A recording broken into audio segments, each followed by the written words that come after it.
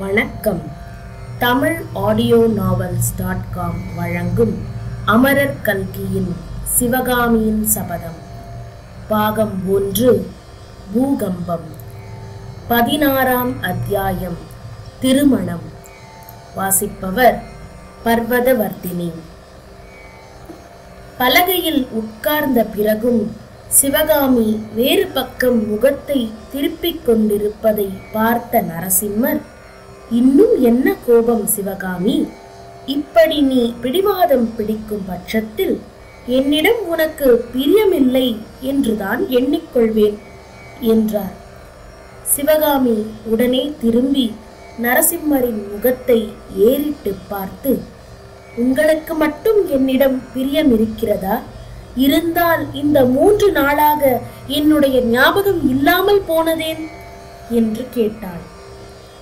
இந்த 3 தினங்களாக நானும் உன்னை பார்க்க வர வேண்டும் என்று துடித்துக் கொண்டுதான் இருந்தேன். ஆனால் முக்கியமான ராஜாங்க வேலைகள் குறுக்கிட்டன. அன்றைக்கு உன்னுடைய அரங்கேற்றத்தை நடுவில் முடிக்கும்படி நேர்ந்தது ஏன் என்று உனக்கு தெரியாதா? பல்லவ சாம்ராஜ்யத்தில் பல வருஷங்களாக இல்லாத பெரிய யுத்தம் வந்திருக்கிறது. இவ்விதம் நரசிம்மர் சொல்லி வந்த போது சிவகாமி குறுக்கிட்டு, நானும் கேள்விப்பட்டேன், யுத்தம் வந்துவிட்டதே என்று நினைத்து கவலைப்பட்டு கொண்டிருந்தீர்களாக்கும் என்றாள். கவலையா? ஒரு நாளும் இல்லை சிவகாமி. பல்லவ குலத்தில் பிறந்தவர்கள் யுத்தம் வந்துவிட்டதே என்று கவலைப்பட மாட்டார்கள், குதூகலப்படுவார்கள். என் பாட்டனார் சிம்ம விஷ்ணு மகாராஜாவின் காலத்திலிருந்து பல்லவ சாம்ராஜ்யத்தில் யுத்தம் நேரவில்லை. பல்லவ சேனா வீரர்களின் கையில் வேல்களும் வாள்களும் துருப்பிடித்து வந்தன. இப்போது அவற்றுக்கெல்லாம் வேலை வந்திருக்கிறது. போர்க்களத்தில் ஆயிரக்கணக்கில் மின்னி பாயும் வேல்களையும் வாள்களையும் கண்டு பயப்படுகிறவன் நான் அல்ல. ஆனால் உன்னுடைய கரிய விழிகளில் இருந்து கிளம்பி பாயும் வாள்களையும் வேல்களையும் கண்டுதான் அஞ்சுகிறேன். சிவகாமி தன்னை மீறி வந்த புன்முறுவலை அடக்கிக் கொள்ள முடியாதவளாய், புருஷர்களே இப்படித்தான் போலிருக்கிறது, சாதுரியமாயும் சக்கரவட்டமாயும் பேசி உண்மையை மறைக்க பார்ப்பார்கள் என்று முணுமுணுத்தார். ஆனாலும் அந்த வார்த்தைகள் நரசிம்மரின் காதில் விழாமல் போகவில்லை. பழிமேல் பழியாக சுமத்திக் கொண்டிருக்கிறாயே, எந்த உண்மையை நான் மறைக்க பார்த்தேன் என்று மாமல்லர் கேட்டார்.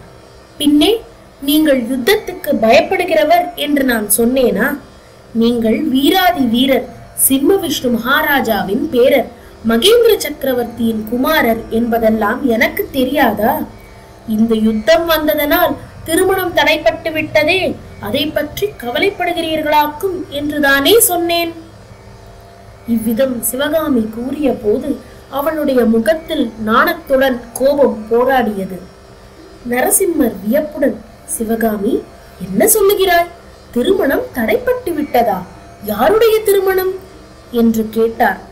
ஓஹோ, உங்களுக்கு தெரியவே தெரியாது போல் இருக்கிறது. நான் சொல்லட்டுமா? காஞ்சி மாநகரத்தில் மகாராஜாதிராஜ திரிபுவன சக்கரவர்த்தி மகேந்திரவர்ம பல்லவர் இருக்கிறாரோ இல்லையோ, அந்த சக்கரவர்த்திக்கு தேசமெல்லாம் புகழ்பெற்ற மாமல்லர் என்னும் திருக்குமாரர் ஒருவர் உண்டு. அந்த குமார சக்கரவர்த்திக்கு திருமணம் பேசி வருவதற்காக மதுரைக்கும் வஞ்சிக்கும் இன்னும் வட தேசத்துக்கும் தூதர்களை அனுப்ப ஏற்பாடாகி இருந்ததாம். அப்பேற்பட்ட சமயத்தில் யாரோ ஒரு பொல்லாத அரசன் பல்லவ ராஜ்யத்துக்குள் படையெடுத்து வரவே கல்யாணத்தை தள்ளி போட வேண்டியதாகிவிட்டது. இதெல்லாம் தங்களுக்கு தெரியாதல்லவா என்றாள் சிவகாமி.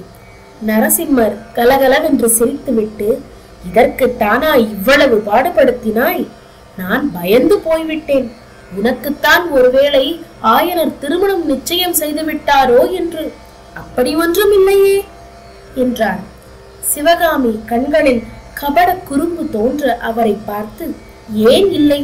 என் தந்தை கூட அடிக்கடி என் கல்யாணத்தை பற்றி பேசிக்கொண்டுதான் இருக்கிறார். அவரிடம் சிற்ப வேலை கற்றுக்கொள்ளும் கெட்டிக்கார சீடப்பிள்ளை ஒருவனை பார்த்து என்னை மனம் செய்து கொடுக்க போகிறாராம் என்றாள். ரொம்ப சந்தோஷம். உன் தந்தை நிஜமாக அப்படி சொன்னாரா? அவரை உடனே பார்த்து என்னுடைய நன்றியை அவருக்கு தெரிவித்துக் கொள்ள வேண்டும் என்று நரசிம்மர் கூறிய மறுமொழி சிவகாமியை திடுக்கிடச் செய்தது. அவள் தொடர்ந்து கலக்கமுற்ற குரலில், ஆனால் நான் அதற்கு சம்மதிக்கவில்லை. எனக்கு கல்யாணமே வேண்டாம். நான் புத்த பிக்ஷுணியாக போகிறேன் என்று அப்பாவிடம் சொல்லிவிட்டேன் என்றாள். என்ன, நீயா புத்த பிக்ஷுணியாக போகிறாய்? ஆயனர் மகளா இப்படி பேசுகிறது? சிவபெருமானும் திருமாலும் உனக்கு என்ன தீங்கை செய்தார்கள்? சிவகாமி, நம் திருநாவுக்கரசர் பெருமானின் தேனினும் இனிய சைவ திருப்பாடல்களை நீ கேட்டிருக்கிறாயே. குனித்த புருவமும் கொவ்வை செவ்வாயும் என்ற தெய்வீக பாடலுக்கு அபிநயம் கூட பிடித்தாயே. அப்படி இருந்தும் புத்த பிக்ஷுணி ஆக வேண்டும் என்ற எண்ணம் உன் மனத்தில் எப்படி உதித்தது என்று நரசிம்மர் சரமாரியாய் பொழிந்தார். எனக்கு சிவன் பேரிலும் திருமாலின் பேரிலும் வெறுப்பு ஒன்றுமில்லை. கல்யாணத்தின் பேரிலேதான் வெறுப்பு. புத்த பிக்ஷுணியாகி நான் தேச யாத்திரை செய்ய போகிறேன் என்று சிவகாமி தலை குனிந்த வண்ணம் கூறினாள். சிவகாமி, அந்த மாதிரி எண்ணமே உனக்கு தோன்றியிருக்க கூடாது. மகா மேதாவியான உன் தந்தையின் பேச்சை நீ தட்டலாமா?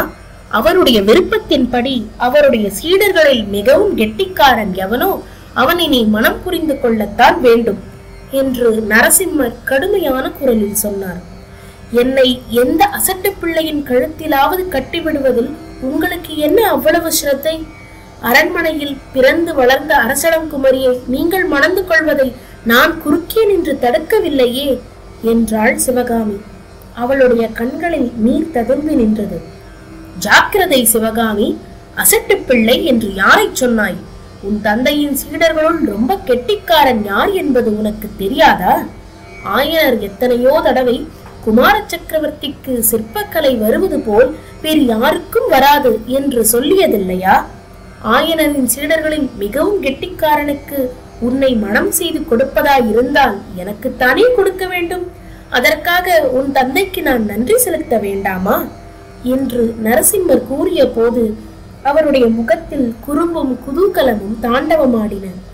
சிவகாமியோ சட்டென்று பலகையிலிருந்து எழுந்து நின்றாள். பிரபு, இந்த ஏழை பெண்ணுக்கு ஏன் வீண் ஆசை காட்டுகிறீர்கள் என்று கூறி மேலே பேச முடியாமல் விம்மி அழத் தொடங்கினாள். நரசிம்மவர்மர் அவளுடைய கரங்களை பிடித்து மறுபடியும் பலகையில் தம் அருகில் உட்கார வைத்துக் கொண்டு, சிவகாமி, என்னை நீ இன்னும் தெரிந்து கொள்ளவில்லையா? இப்படி நீ கண்ணீர் விடுவதை பார்க்கும் போது என்று கூறுவதற்குள் சிவகாமி விம்மிக்கொண்டே, பிரபு, இது ஆனந்த கண்ணீர், துயரக் கண்ணீர் அல்ல என்றாள். இத்துடன் 16ஆம் அத்தியாயம் நிறைவடைந்தது. நன்றி நேயர்களே. மீண்டும் அடுத்த அத்தியாயத்தில் சந்திப்போம். வணக்கம்.